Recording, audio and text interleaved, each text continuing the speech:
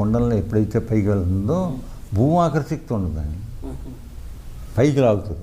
మన ర్యాకెట్ కొంతవరకు వెళ్ళిన తర్వాత భూమి పరిధి దాటిన తర్వాత పైకి లాగుతుంది, కింద పడుతుందని. అలాగే ఈ శరీరం కూడా ఆ సాధన ఎప్పుడైతే సహస్రానికి వెళ్ళిందో బ్రహ్మరంధ్రానికి కింద పడదు, పైకి లాగుతుంటుంది. అలా లేవచ్చాను. ఇది యజుర్వేద యోగతత్వోపనిషత్తులో ఈ సాధన అంతా చెప్పారు, ఎలాగ ప్రాణాయామం చేయాలని. యజుర్వేద యోగతత్వ ఉపనిషత్తు. ఆ ఉపనిషత్తులో ఇదంతా క్లియర్గా ఉంది. ఎవరైనా చూడాలంటే ఈ యోగతత్వ ఉపనిషత్తు చూడాలని చూస్తే దాంట్లో ఇదంతా క్లియర్గా ఉంది ఈ సాధన గురించి. అసలుకి మీకు ఈ సాధనలన్నీ నేర్పించింది ఎవరు?